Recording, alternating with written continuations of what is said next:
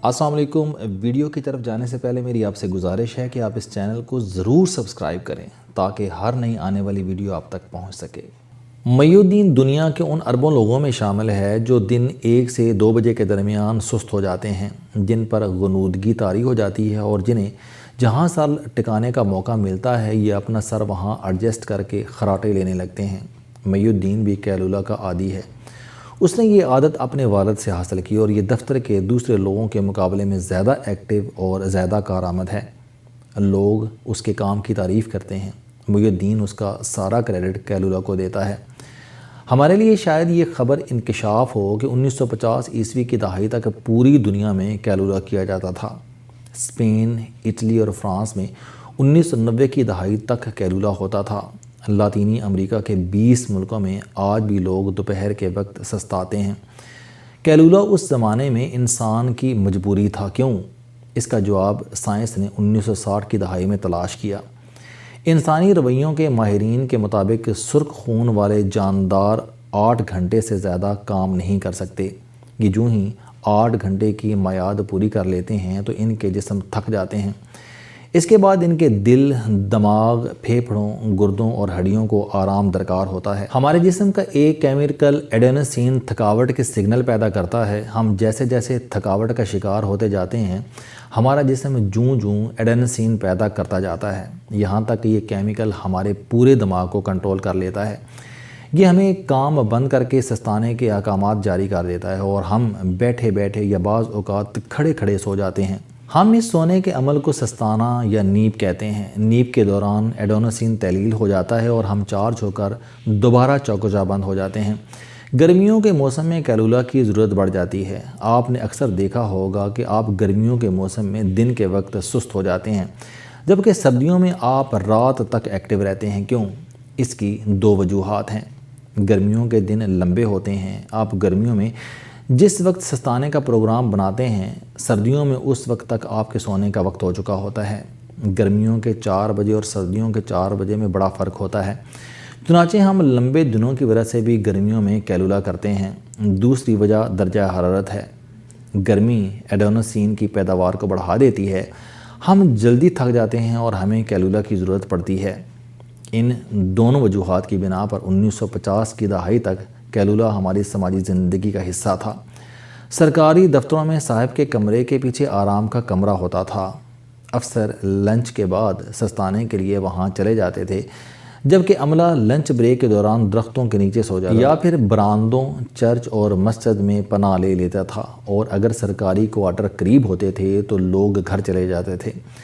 दुकानदार, मिल मालकान और तांगे वाले भी काम रोक कर दोपहर को कैलूला करते थे। लिहाजा दुनिया के अक्सर शहरों की दोपहरें वीरान हो जाती थीं। लेकिन फिर हमारी ज़िंदगी में 2 नई चीज़ें मुतारिफ़ हुईं और ये कैलूला की आदत को निगल गईं। आज दुनिया के 90% मुल्कों में कैलूला नहीं किया जाता। लोग 9 बजे से शाम 5 बजे तक काम करते हैं। दरमियान में लंच ब्रेक ज़रूर होती है, लेकिन इस ब्रेक में अब कैलूला शामिल नहीं होता। वो 2 चीज़ें AC और कॉफ़ी हैं। एयर कंडीशन ने दफ्तरों, घरों, मिलों और दुकानों का दर्जा हरारत कंट्रोल कर लिया। गर्मी कम हो गई, लिहाजा एडेनोसिन कम पैदा होने लगा। लोग ज़्यादा देर तक एक्टिव रहने लगे। कॉफ़ी इथियोपिया में दरियाफ्त हुई। इथियोपिया में कॉफ़ा के नाम से पूरा सूबा है। जमा उस सूबे का छोटा सा शहर है। कॉफ़ी यहाँ दरियाफ्त हुई थी और रीजन कॉफ़ा की वजह से इसका नाम कॉफ़ी रखा गया। ये इथियोपिया से मक्का पहुँची। खाना काबा के सामने कॉफ़ी शॉप्स खुली। अरब कॉफ़ी को कवा कहने लगे। तुर्कों ने इसे तिजारत बनाया और ये तेज़ी से पूरी दुनिया का मशरूब बन गई। यूरोप में 1600 ईस्वी तक कॉफ़ी पर पाबंदी थी। पॉप ने इसे मुसलमानों की साजिश करार देकर हराम करार दे रखा था। 231वां पॉप क्लीमेंट अष्टम लिबरल था। उसने 1600 ईस्वी में कॉफ़ी की चुस्की ली और उसे हलाल करार देकर बेचने और पीने से पाबंदी उठा ली। यूँ कॉफ़ी यूरोप में मुतारफ़ हुई और 400 साल में लोगों की ज़िंदगी का हिस्सा बन गई। जर्मन और बरतानवी इत्तेहादियों ने पहली और दूसरी जंग अज़ीम में कॉफ़ी को फ़ौज में मुतरफ़ करा दिया और ये इसके बाद तेज़ी से फैलने लगी। 1950 ईस्वी की दहाई में ये 6 बर्र-ए-आज़मों की समाजी ज़िंदगी में शामिल हो चुकी थी।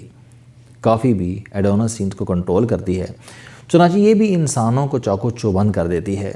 AC اور کافی دونوں نے مل کر کیلولا کی عادت ختم کر دی، لیکن پھر 1980 کی دہائی میں پتہ چلا کہ کیلولا ترک کرنے کی وجہ سے انسانوں میں انگزائٹی، ٹینشن اور ڈپریشن جیسے نفسیاتی امراض پیدا ہو رہے ہیں۔ لوگ مزاجاً چڑچڑے ہو گئے ہیں۔ چڑچڑے پن پر تحقیق ہوئی تو پتہ چلا کہ یہ ایڈونوسین کے توازن کی خرابی کا نتیجہ ہے۔ یہ نقطہ ایک نئی تحقیق کا آغاز ثابت ہوا۔ 1990 کی دہائی میں کم خوابی کے مریضوں پر تجربات شروع ہوئے تو لوگوں کے چند گروہوں کو کیلولا کرایا گیا اور چند کو کافی پلائی گئی۔ یہ دونوں شروع میں ایکٹیو ہوئے، لیکن پھر کچھ عرصے بعد چڑچڑے پن کا شکار ہو گئے۔ یہ تجربات 2010 کے بعد ایک نئے فیز میں داخل ہو گئے۔ سائنسدانوں نے کیلولا اور کافی دونوں کو اکٹھا کر دیا۔ یہ مریض کو کافی پلاتے اور سلا دیتے۔ یہ تجربہ 8 سال جاری رہا۔ بے شمار گروپوں کو کافی پلائی گئی اور سلایا گیا، یہاں تک کہ نیا فارمولہ سامنے آ گیا۔ اس فارمولے کو نیب چینو کا نام دیا گیا۔ سائنسدانوں کے مطابق کیلولا زیادہ سے زیادہ 20 منٹ کا ہونا چاہیے۔ انسان 20 منٹ بعد گہری نیند میں چلا جاتا ہے اور یوں اس کی اصل نیند خراب ہو جاتی ہے۔ چنانچہ ہم اگر صرف 20 منٹ کیلولا کریں تو ہم فریش ہو جاتے ہیں۔ کافی کو بھی خون میں تحلیل ہونے اور جسم کو ایکٹیو کرنے کے لیے 20 منٹ درکار ہوتے ہیں۔ ہم کافی پینے کے فوراً بعد چاقو چوبند نہیں ہوتے۔ یہ آہستہ آہستہ خون میں شامل ہو کر 20 منٹ میں ہمارے دماغ تک پہنچتی ہے۔ لہٰذا ہم اگر دن میں 1 سے 2 بجے کے درمیان کافی کا 1 مگ پئیں اور فوراً کیلولا کے لیے لیٹ جائیں تو ہم 20 منٹ بعد توانائی کی آخری حد کو چھو رہے ہوں گے۔ ہم اگر اس کو اپنا معمول بنا لیں تو ہم 60 دن میں ٹینشن، انگزائٹی، ڈپریشن اور فرسٹریشن جیسے تمام امراض سے بھی جان چھڑا لیں گے اور ہم ایکٹیو زندگی بھی گزاریں گے۔ یہ تھیوری جنوری 2019 میں متعارف ہوئی۔ امریکہ کی 4 ریاستوں کے دفاتر میں تجربہ کیا گیا اور نتائج شاندار نکلے۔ انسانی رویوں کے ماہرین کا خیال ہے کہ یہ تصور 5 برسوں میں پوری دنیا میں پھیل جائے گا اور لوگ نیب چینوں کے بھی اس طرح عادی ہو جائیں گے جس طرح یہ آئس کریم، چائے اور جینز کے عادی ہیں۔ ہم میں سے اکثر لوگ یہ شکایت کرتے ہیں کہ ہم چائے یا کافی پیتے ہیں تو پھر ہمیں نیند نہیں آتی۔